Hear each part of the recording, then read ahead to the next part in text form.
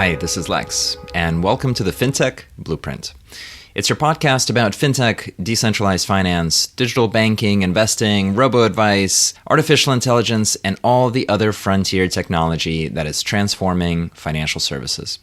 To get more content, like an illustrated transcript of this conversation in your inbox, subscribe at fintechblueprint.com.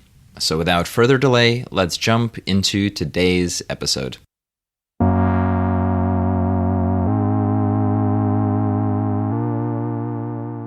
Hi, everyone, and welcome to today's episode. I'm really excited to have with us Chris Brookins, who is the co-founder of RociFi, a new multi-chain DeFi primitive for under-collateralized lending. We'll talk about what that means, and we'll talk about fintech lending more generally and the purpose of it and the emerging ecosystem in and around Web3 for this financial instrument. And with that, Chris, welcome to the podcast.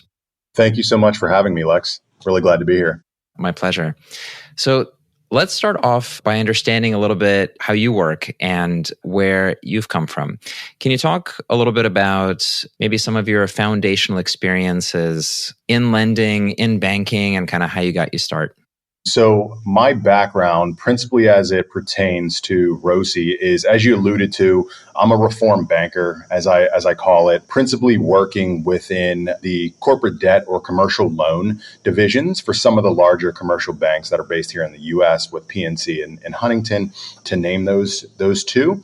And then I transitioned out of banking because, much like a lot of people, got captivated around the 2016, 2017 area by blockchain, what was happening in the market, and thought to myself that maybe it would be interesting if we could do something within the quant realm, given at that time the market was relatively unsophisticated. So I stood up my own quant crypto hedge fund. It was called Valley and Darrow Digital Assets, recruited a bunch of PhDs out of Carnegie Mellon, where I'm an alumni from as well, and essentially stood up two machine learning trading strategies. They're directional, not market neutral. So raised capital, did that for almost 2 years. And I stood Valley and Darrow down at the beginning of 2021 because my advisors now, but just colleagues at the time, came to me and said, I'm advising for this company. Given your background, maybe it makes sense for you to speak with them about being a pool delegate. That company was Maple Finance. This was before Maple Finance was Maple, so to speak, given they've long since become sort of a bellwether within this particular market, but they hadn't even launched back then. I didn't end up doing the pool delegate situation, which is simply an underwriter for layman's terms. But what it did do is it got me thinking about this particular problem of under-collateralized credit and the lack thereof on the blockchain or within crypto, and how would I go about solving that? And given my background in underwriting loans for business and retail consumers, but then also my most recent experience within machine learning, I knew that it was going to be some sort of mixture of those two. And that's essentially what I started the hypothesis with, that ultimately morphed into what became RociFi. But Roci is kind of a culmination, an intersection of all my passions, but also my previous work experiences as well. If you look at your commercial and retail banking days, and we can all be reform bankers, but I think it's a really useful skill set to carry that, and that knowledge, end of the day, gives you perspective. What is commercial banking, and what does it mean to underwrite in that context? Can you walk us through a little bit of just like the mechanics of what that slice of the industry was and how you were participating in it? It's going to be semi-different on a bank-by-bank basis, but it all rhymes at the end of the day. So commercial is simply a fancy word for business or corporate, but up into a certain amount of annual revenue. So typically where they bucketed it was commercial was about $200 million in revenue, I believe, and then anything north of that fell into the corporate bucket. But at the end of the day, they are just all businesses. So you are underwriting the creditworthiness of businesses based upon the assets that they have on their balance sheet, and also the liabilities that they have on their balance sheet as well, and also the earnings or free cash flow that would be flowing through that business as well. So a very simple case, just in case like it's too accounting jargony, if LexCorp had $100. Great name. Thank you for that. Yes, it's super original. Yes.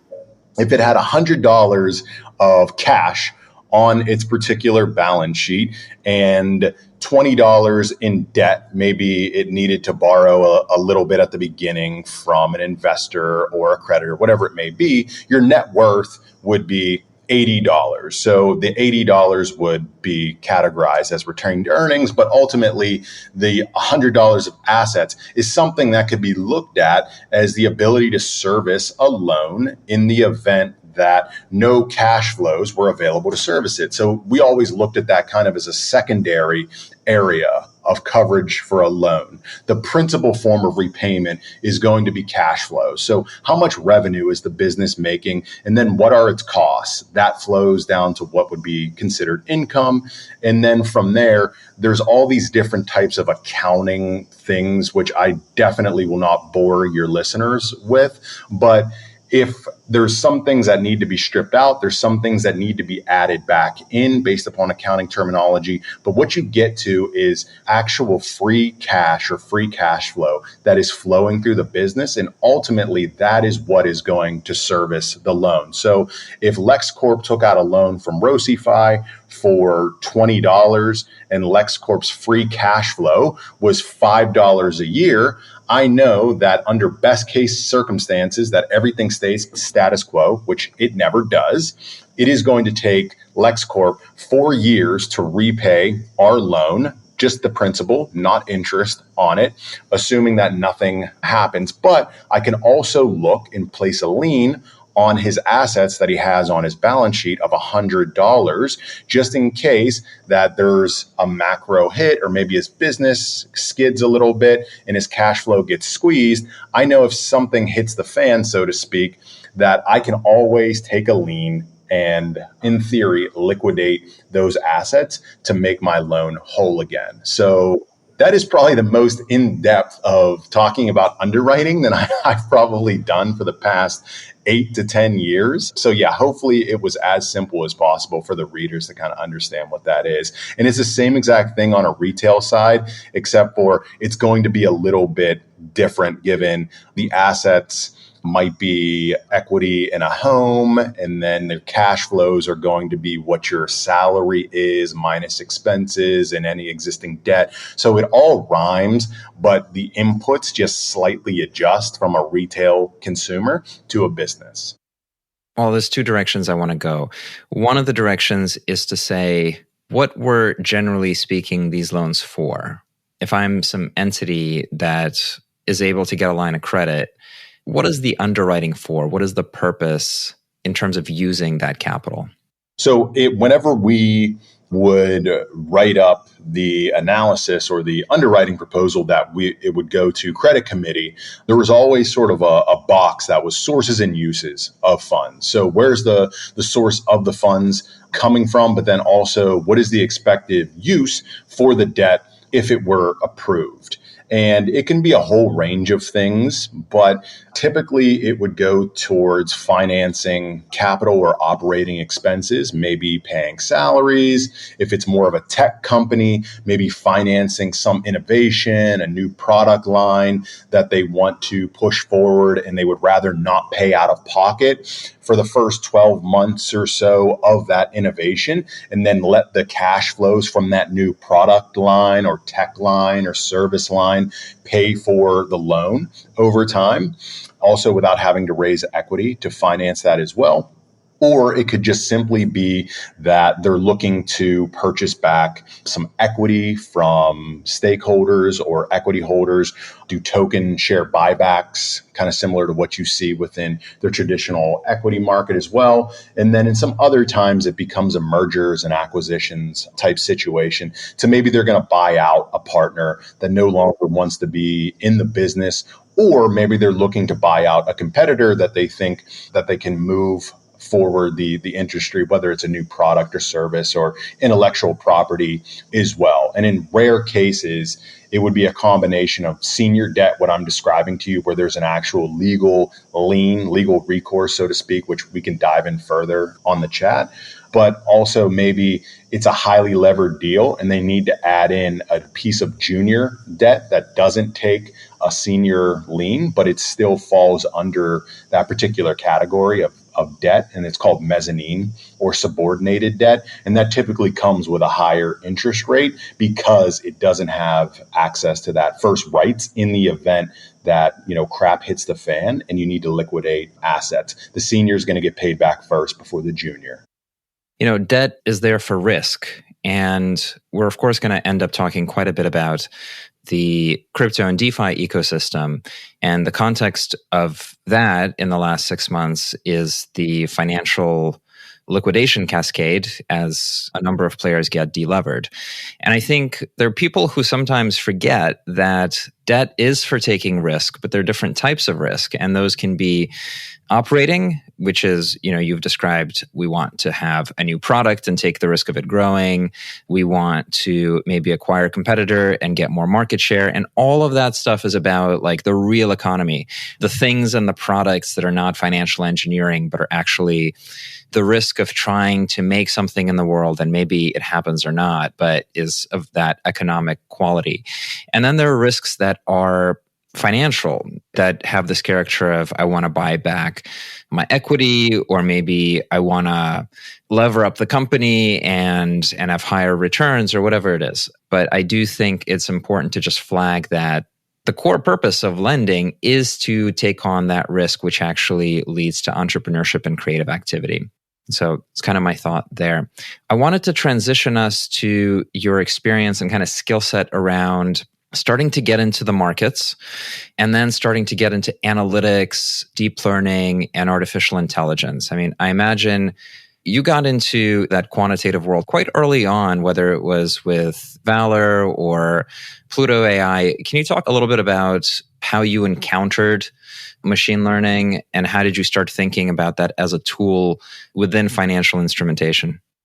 Sure. So quickly, just to take sort of a detour to sort of double click on what you said previously with debt. So I think it was best said by Joseph Schumpeter, like dubbing debt as creative, allowing the creative destruction of entrepreneurship. So essentially what you see where new entrants displant existing incumbents, and debt typically under his model was the fuel that enabled that. So what I always tell people, and one of the core principles that we stood up RociFi with, is I would like to drive the change within blockchain or crypto of debt, getting back to more of that core vision where, yes, you are taking on risk, but it is financing innovation to actually drive this ecosystem forward for productive utilizations of debt or capital, so to speak, versus looking simply to finance speculation. But you 100% hit the nail on the head. And because of that, I thought it was at least worthwhile in my mind to kind of take that detour. If you use the word productive, and I think that's a really good word. And it's also like a technical word, right? It relates to products, it relates to production, to GDP. And I've been spending a lot of time thinking about the future of Web3 as an economy. And certainly that's not an original thought, but I think is the shift that we all have to take. 100%. If we're truly building something, the future of something, whether it is the future of finance, the future of logistics, or the future of whatever, we have to be able to finance productive utilizations of whatever we're trying to either disrupt or disintermediate in some way. And right now, we've created efficiencies that don't exist in the traditional world for being able to essentially call them capital markets. But in our case, talking about being able to take loans, albeit over collateralized. But it's just financing speculation and further kind of exacerbating reflexive feedback loops. Whenever asset prices go up, great, everyone looks like a genius, TVL goes great, but then the reflexive feedback loop goes the opposite way, which we saw most recently with the debt shakeout. But it can, over time, mute that a little bit because it's financing, again, that word, productive utilization of capital or actual innovation that will change people's lives, presumably for the positive, whether that is through a finance setting or a supply chain or whatever setting it may be. But to your original question, what got me into machine learning and AI? So I got my undergraduate degree within finance and economics at the University of Pittsburgh. So I'm a Pittsburgh guy, born and raised. I'm highly biased, but I did my banking time, again, my reformed bankerness. And essentially I had a thought to myself to where I did not want to be sort of it's a derogatory word, but at that time, I didn't want to be a career finance hack, to where we were constantly telling these entrepreneurs how they should be running their business based upon me analyzing and scrutinizing their particular financial statements, whether that's balance sheet, income statement, or cash flow.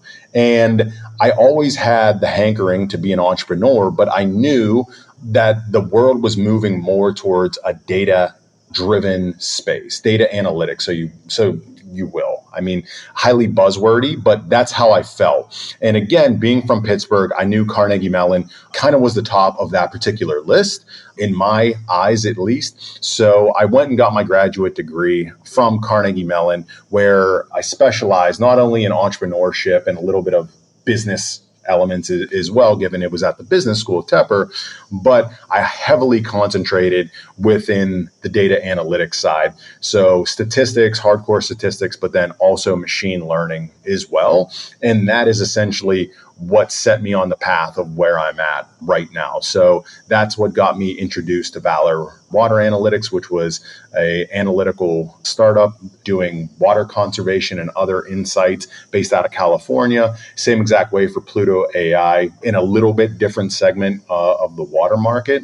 And then ultimately leveraging those experiences and that passion for standing up Valley and Darrow Digital Assets, which was a trading shop or a hedge fund predicated upon ML strategies.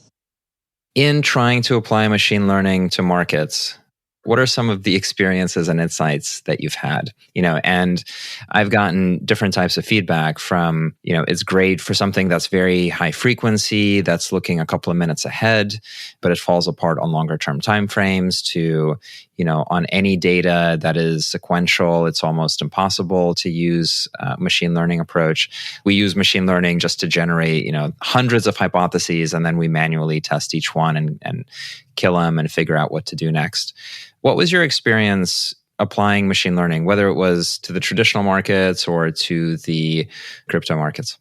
So what I'll say is it's difficult. No matter what you're looking at, it's going to be difficult because the real world is the real world. It doesn't behave as you would see in some of these use cases or essentially academic settings. Even the smartest, brightest people that I ever came across at Carnegie Mellon, we still struggled to bridge that gap from theory to practice in a lot of ways. So the top of the list is that it is very difficult. But what I would say is it's about finding that sweet spot for your particular methodology that works for you. So if you've got infinite resources, access to high-powered computers and database and all that sort of stuff, and you want to use the most sophisticated AI deep learning algorithms, LSTM, or anything like that, and you have those resources to go after it,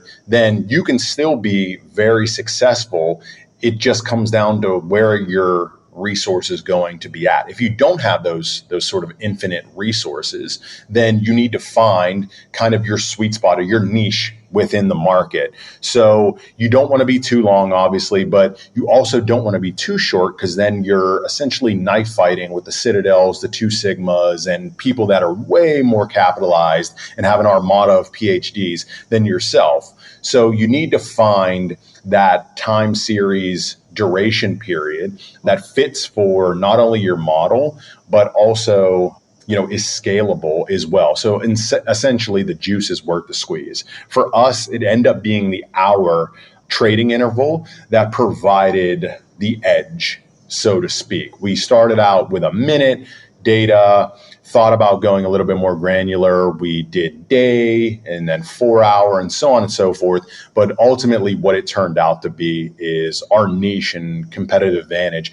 for that time period, given markets are constantly changing, was the 1 hour interval. So I would say that markets in general, financial markets, whether it be crypto, equities, what have you, they are by far the most difficult problem to try to fit any type of machine learning or artificial intelligence model or algorithm to, bar none, just simply because the action that people take influences the outcome. So it's highly nonlinear and it's very, very easy to get false positives. On more defined problems that you see within the tech world, so whether that be speech or driverless cars or even credit analysis for that matter, that is far more easy to predict because the data set is a bit more, it's a bit less nuanced, so to speak. Anytime you're working with financial markets, it's going to be a very, very difficult problem to tackle. And even with Renaissance, if you talk to any of those people, a lot of it is very, not simple, but a lot more simple methodologies for profitability than you ever would have suspected, just because a lot of times the super fancy, sexy stuff, it doesn't work in practice. Looks great in a PhD paper that's been published and this, that, and the other. But whenever you actually try to implement it in the real world, it doesn't work. Let's transition to Roci and to thinking about lending within the DeFi context. I think a lot of people are familiar with, the broad strokes of what it is to get credit in decentralized finance, which is, there's some box, you put some assets in that box. In return for that, you get some type of stablecoin or other asset that is worth less than the things that you've put in the box. Then if the markets go up, everything's fine. You continue to have the stablecoin that you can use most likely to lever up or just to use for spending. And if the markets go down, your collateral is worth less. And then you either have to top up your collateral or you let the protocol seize the collateral and then you're left with the cash. And so this is a little vending machine. I mean, it's actually not little, it's quite large. And it's several dozens of billions of dollars in these types of protocols, whether we're talking about, the Maker or other kind of leverage machines within Aave or Compound.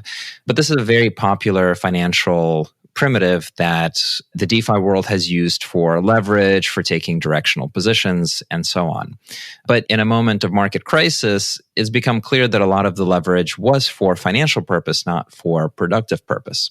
And to have credit be used for productive purpose, you often have to lend it to participants that aren't coming with lots of capital already, that don't have, quote unquote, equity to put in to a box and then draw against, but rather need capital to start and, pursue things from scratch.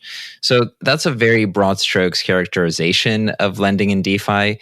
I'd love to hear your view on, kind of whether that's right or wrong, and then what opportunity that you saw with Roci, maybe with Maple, and how you think about the under or not collateralized lending space.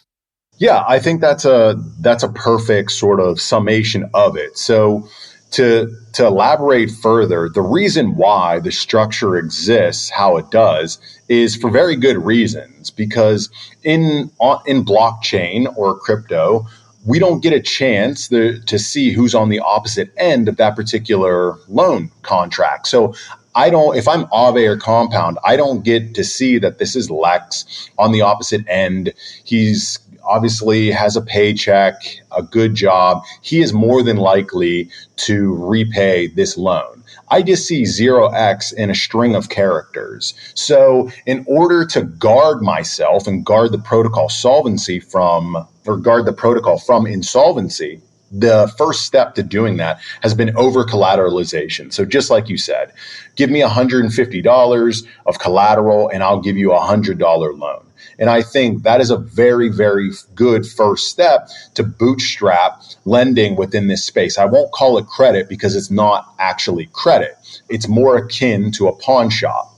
But I think the market has realized, not only from a capital inefficiency perspective, but also that is not actually credit. And to your point, that's not actually how the real world works. So I would venture to guess greater than 95% of all debt or credit that is issued in the world is under collateralized. And it's done so typically to finance productive use cases, especially if we're talking from a business perspective. Retail, it tends to get a bit more dicey, which is a little bit of a different topic.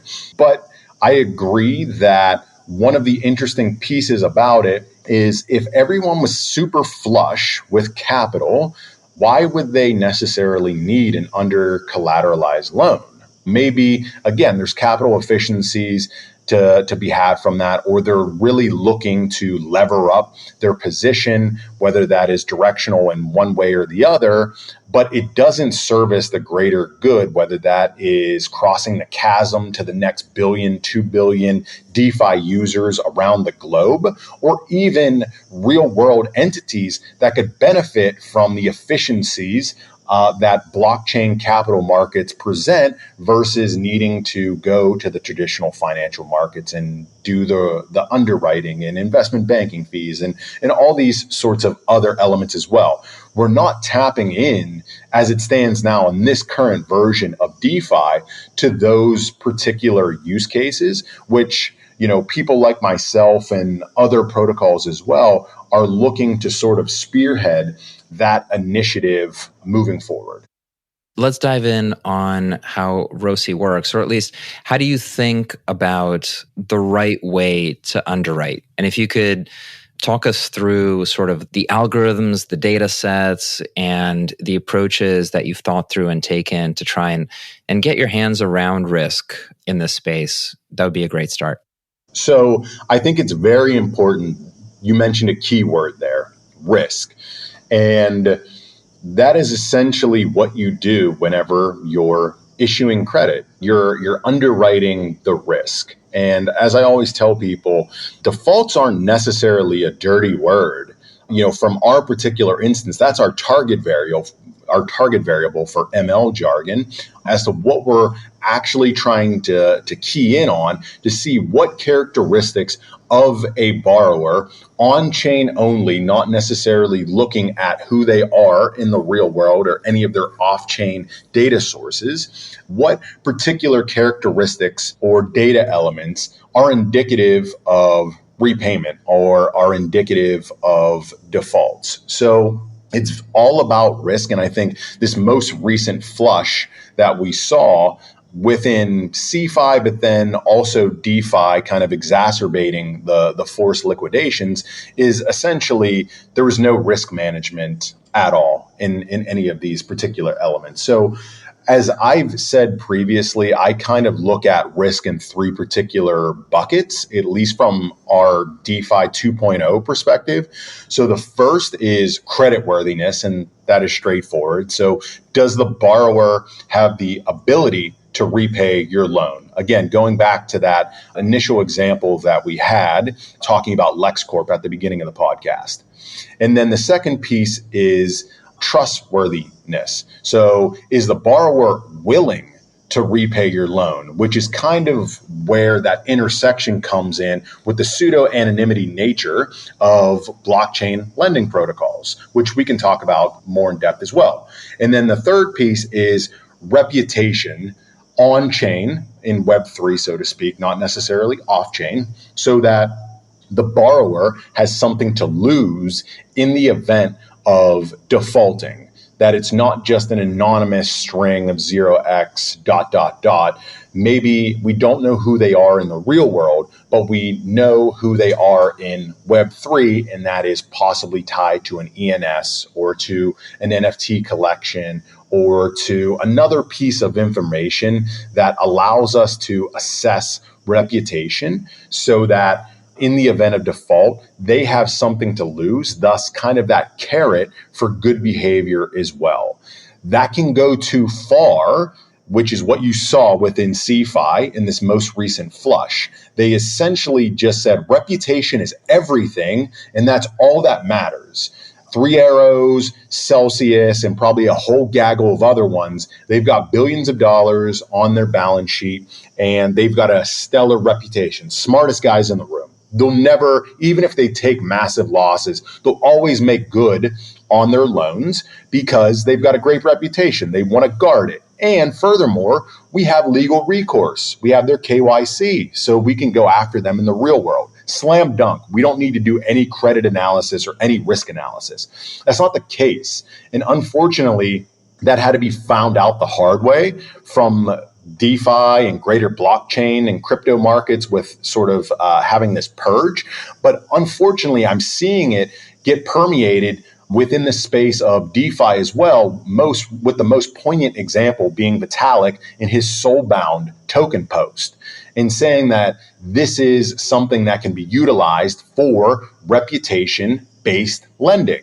And I agree with soulbound token. I think that is a great aspect. And we've actually set up our own NFT long before Vitalik ever had a mention of soulbound for that very reason. But reputation only will not take you the entire way. That's why you need to look at risk from separate buckets. And that is how we view it within Roci, and the data that we've gone through and some of the pivots looking at the data helped us do that. And a more poignant example, jumping back up to trustworthiness, is fraud analytics. So previously, whenever we started, the hypothesis was we can make credit decisions based on on-chain data only, how they interact with DeFi protocols, DEXs, you name it. Typically, it is within regards to some financial capacity. If you have never taken out a loan or interacted with any DeFi protocol before, and you want to come to Roci to take out an under-collateralized loan, that's a big red flag for us because you've never shown any propensity for that type of behavior previously, but all of a sudden you kind of want to cut the line and jump straight to the master's courses of an under-collateralized loan. So there needs to be some aspect there, but we thought that would take us the entire way. And through our trials and tribulations, we realized, okay, there's too much risk there. We need to layer in fraud detection, meaning looking at the existing databases that are out there to build up our own model that we can proactively target fraudulent addresses to throw them in our own fraud database so that we can easily cross-reference those when someone comes to our platform and looks to take out a loan.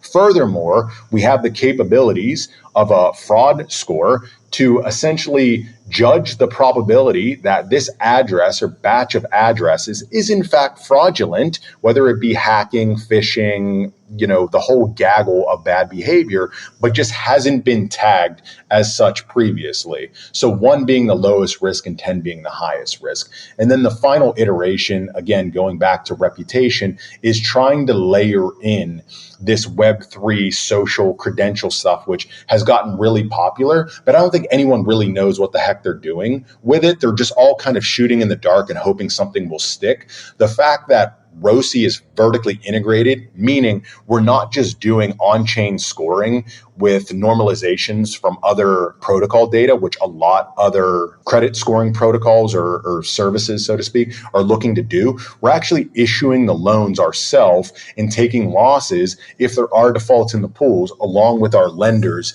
as well, and using that to retrain the model, and as well as figuring out what pieces of Web3 reputation, quote unquote, are actually useful in being able to predict and understand repayment or default rates versus just kind of shooting blindly in the dark.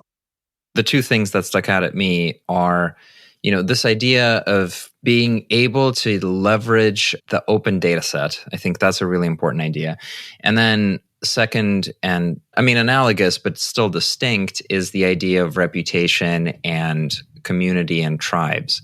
And I want to take each one instead and kind of feedback a little bit of what I understand, and then maybe double click on some of the stuff. So in the first instance, where you are trying to create an underwriting model and you're saying, look, we we don't want defaults, right? So let's create an algorithm that ends up, prejudicing people that walk away and rewarding people or addresses that don't walk away and pay back the loan. And whereas in the banking world, you can do that if you're a large bank and you are sitting on top of lots of your own data, and then through your operations over several years, because it needs to be statistically significant, et cetera, you're able to generate one of these models, and they should be getting tighter over time as you go through different credit cycles and so on. As a startup in fintech, this is unbelievably painful to do because you rarely get access to information, to data at scale. No bank wants to give some fintech all of their customer data. And I think this is one of the reasons why artificial intelligence startups have generally struggled to do anything meaningful in finance, because they don't have the core fuel to put into their thing, whereas Google and Facebook, and JP Morgan do. But in the blockchain world, all of that data is free and open. So you can see what is going on in all the lending protocols. You can see those addresses entirely, and you can try to understand their behavior and build models that use that to learn underwriting decisions for the future. Is that characterization correct? Can you talk a little bit more about what kind of data you're pulling from the chain and from what kinds of protocols, and how does the sort of meat and potatoes of the deep learning stuff actually work? So that characterization is 100% correct. And it's the core hypothesis or proposition that Roci was founded upon. So there's not a big depth from a time series perspective of data on the blockchain, given it's only been in existence for a handful of years, but the breadth is actually quite massive, and it's only getting more gargantuan as the seconds and days tick by.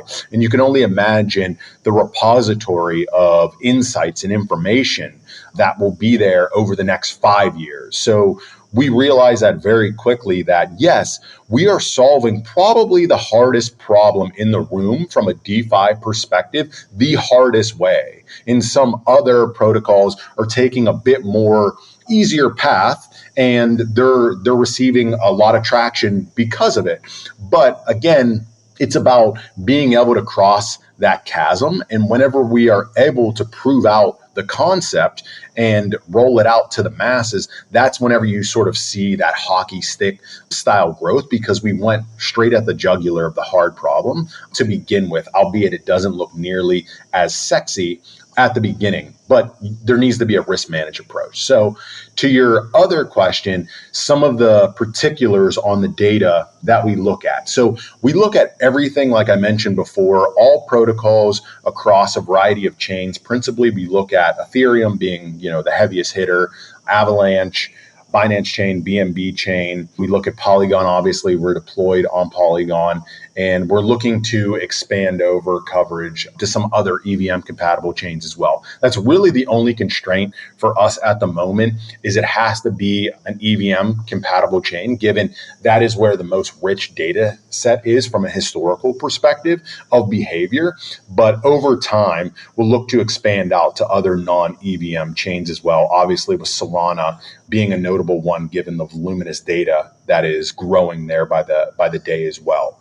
So looking at a variety of DeFi protocols on all those chains, it doesn't matter what it is. We just try to flush it through the classification model that we have to be able to see whether or not it's remotely significant to being able to predict defaults for borrowers from a historical basis.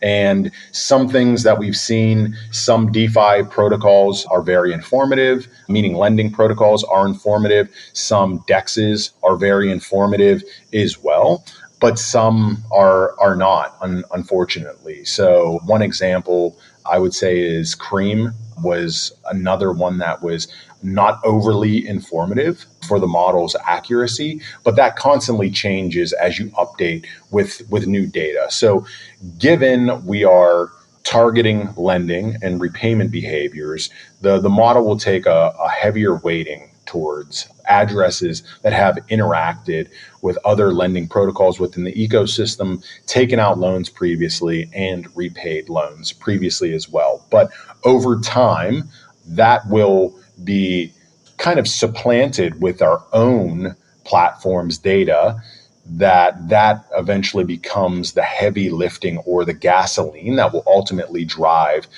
I would say, 90% or 95% of the decisions as well. Because again, as we look at other protocols, there's a normalization that needs to be taken into consideration, because under collateralized lending, as we're doing it, DeFi native does not exist. It exists now because we've done it and we launched about a month ago, but previously it did not exist. So there's a normalization that needs to be handled there. But because we're vertically integrated and issue our own loans, it allows us the freedom to learn and iterate a lot more quickly.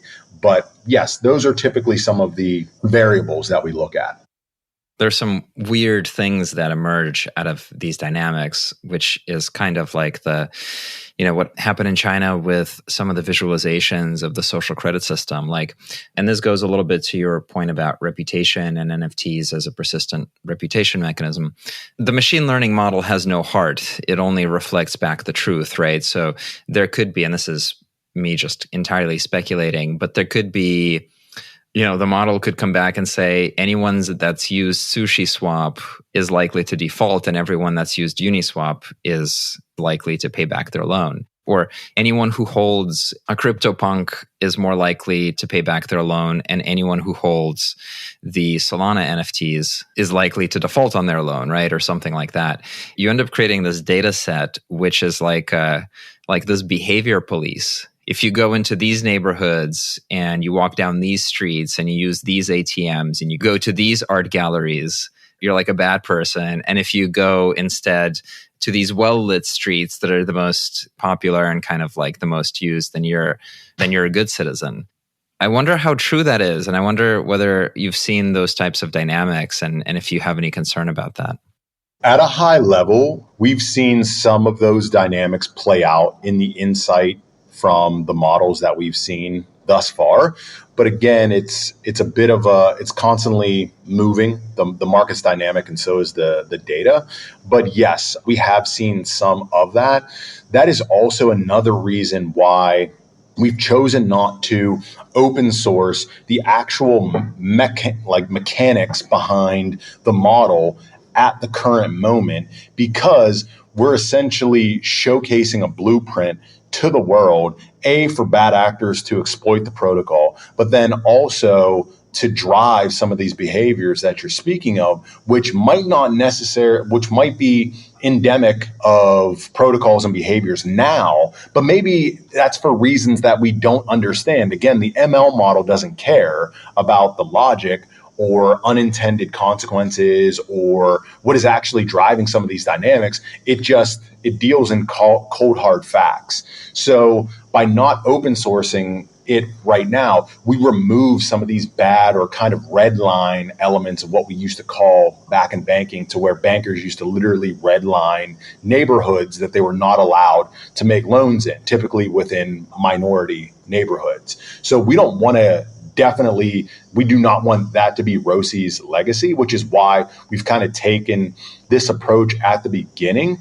And ultimately, our goal is to, again, retrain the model with RociFi data doing majority of the heavy lifting, given we are literally the only ones collecting this information, because we have chosen to actually go in the arena to put not only the protocol's reputation, but then also our own capital on the line to get to the heart of these problems. But over time, gradually have RociFi's algorithm and the NFCS, our non-fungible credit score, which is the NFT that actually maps to your credit score, as kind of an intelligence piece that lenders can reference whenever they're depositing into RociFi lending pools. So rather than it being the dominant driver, it is simply just another piece of intelligence that they can query from and ultimately make their own decisions upon whether they believe that or they don't believe it.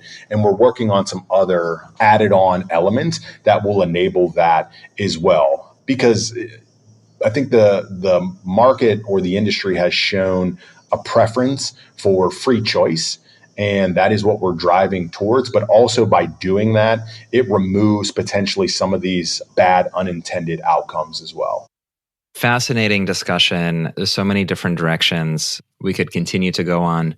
I think it's very clearly one of the main building blocks for having productive economies sprout out of these blockchain networks and for getting out of the financial engineering trap and towards economic growth.